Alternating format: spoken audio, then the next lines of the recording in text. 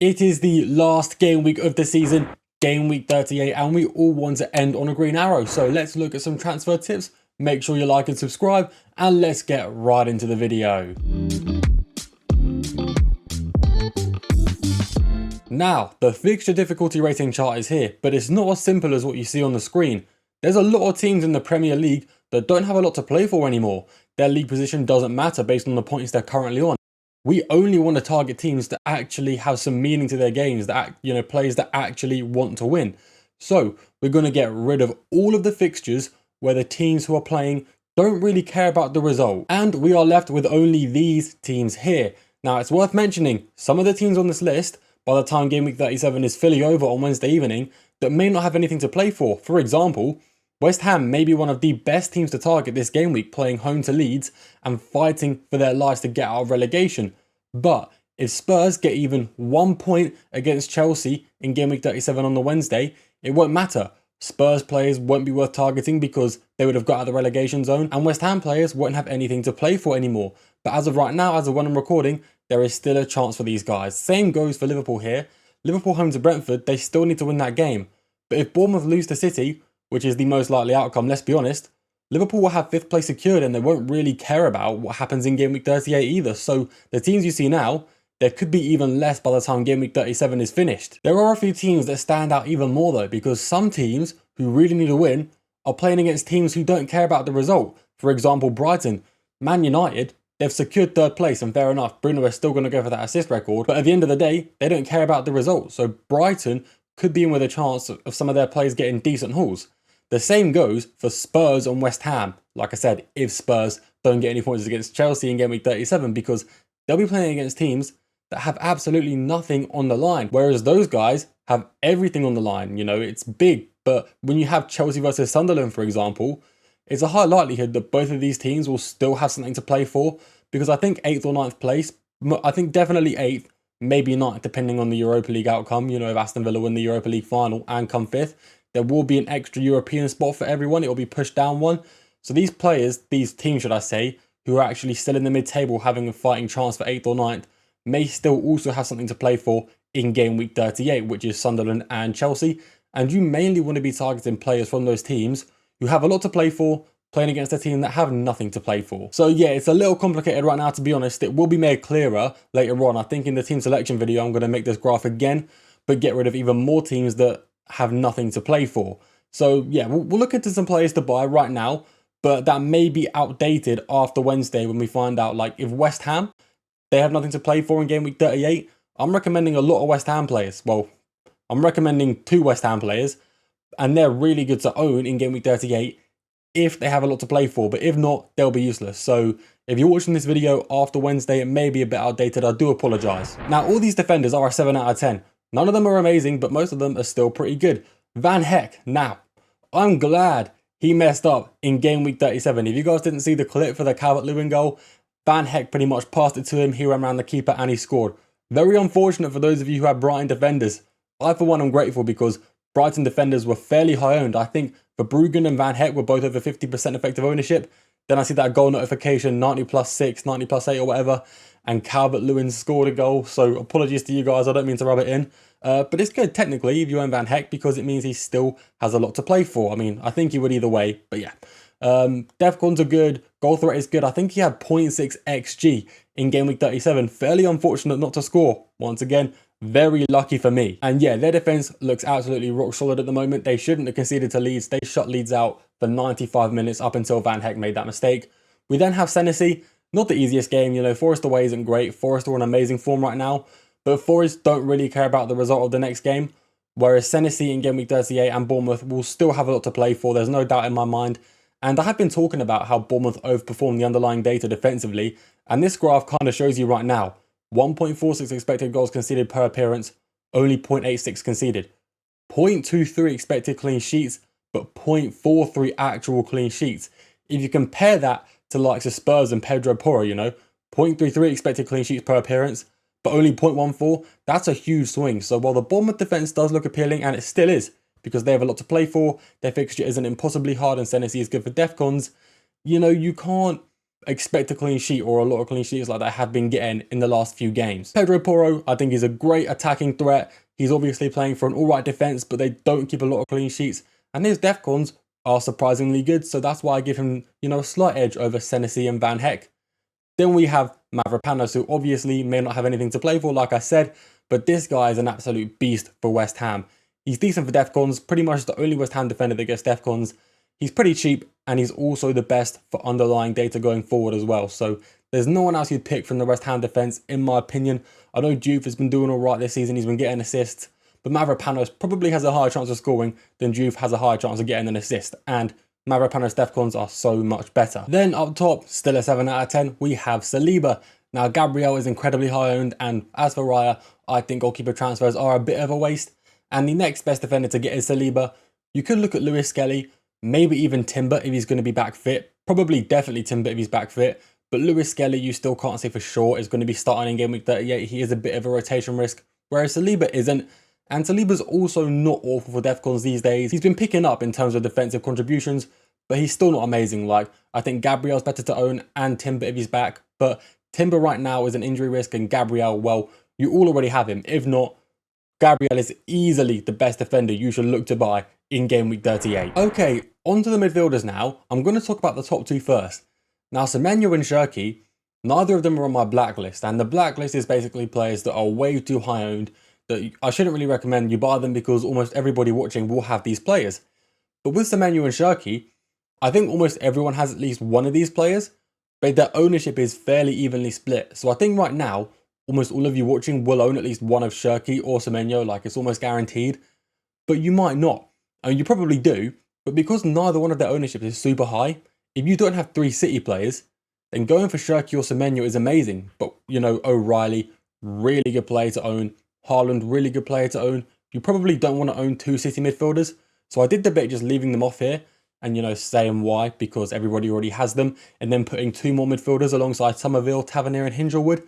But there's not many good midfielders to buy this game week. Like, below Hingelwood, there's not many good options at all, so I decided to go with this. Hingelwood at the bottom. Once again, Brighton have a lot to play for, and Brighton normally do alright against United. I wouldn't say it's a bogey team for United because, in the last 5 years, even though Brighton have had a lot of good results against United, sometimes Brighton have genuinely just been the better team on the whole, so it's just been the better team winning, rather than a good team having like a mid-table bogey team. Hingelwood has had very good underlying data recently, especially for his price. There's other midfielders, Pascal Gross, Diego Gomez, but Gomez can't finish a chance to save his life, and Pascal Gross is more defensively minded. Yeah, he could get defcons, and he has been getting some assists recently, but they've been quite fortunate. Hingelwood is easily the best Brighton mid to go for.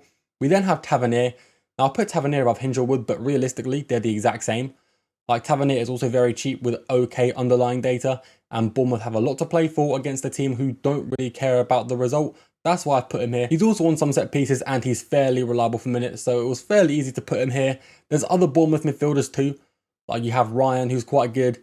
The other Bournemouth attackers normally is Kruby Jr. and Evan Nilsson, who are both forwards.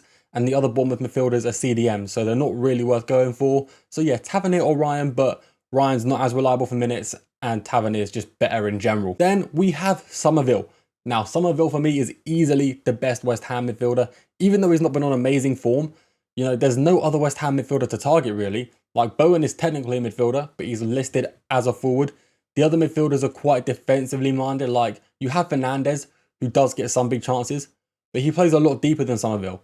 And I'd much rather, chase attacking returns rather than a player who's going to sit back, maybe get defcons, maybe get a goal involvement. For me, Somerville is much better, but just remember, if Spurs get a point against Chelsea, Somerville is worthless to own because they'll feel defeated. West Ham will be down into the Championship regardless of the result. We then go on to the forwards. Kruby Jr. is quite cheap. He's also got good underlying data and he's fairly reliable for starting. He doesn't play the full 90, so he's not amazing for minutes, but you can safely assume he's probably going to start in game week 38, and he's playing against a team that don't have a lot to play for. I could have recommended Evan Nilsson here instead because Evan Nilsson is the striker. He is the one playing up front, but his XG conversion and big chance conversion this season has been terrible, and I hate players that just can't finish their chances.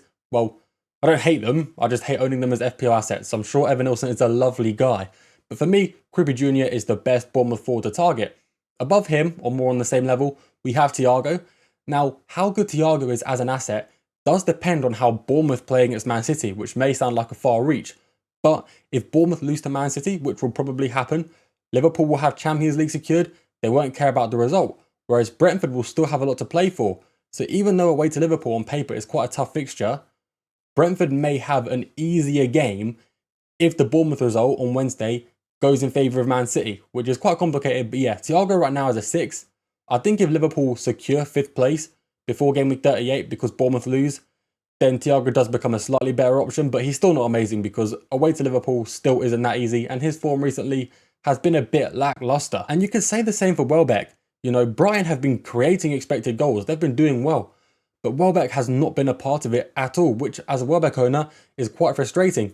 But he plays for a team that have a lot on the line against a club that don't really care about the result, which is the main theme of today's video. So Welbeck, being the starting striker for Brighton, is a great forward to own. He was a slightly early sub in game week 37 though. He came off in the 65th minute. This is a little alarming, you know. Brighton rotate a lot. I've said this before, but as a Brighton attacker, if you have a few bad games, you're out. You're finished. You're back on the bench. And Jorginho Rutter, he has a small chance of starting over Welbeck. You know, I don't know. I'm not the Brighton manager. I'm not friends with him. He may start Welbeck, he may not. But when Jorginho Rutter came on, he didn't do much either. So hopefully Welbeck can still start in game week 38, which I think he will. Now we have Richarlison up next. Once again, if Tottenham get a point in game week 37, Richarlison won't be worth owning because he won't care about the result and nor will anyone else at Spurs. They play home to Everton, which is a very good game if Spurs still need to win in game week 38 because Everton have nothing to play for. And the Richarlison underlying data isn't that bad. He's also looking fairly reliable for starts and not being a super early sub, which bodes really well for him as an FPL pick. Just once again, make sure you're keeping an eye on that result on Wednesday evening. Easily in first, we have Jarrod Bowen. And I'm going to sound like a broken record, but if West Ham have nothing to play for, he will be a bad asset to own. But as of right now, he is an amazing player to buy because home to Leeds is a good fixture. I've said this already. But not only that, Leeds have absolutely nothing to play for while West Ham will have everything on the line. And Jarrod Bowen is easily the best West Ham asset to own. That is why I'm putting him at the top at a 9 out of 10.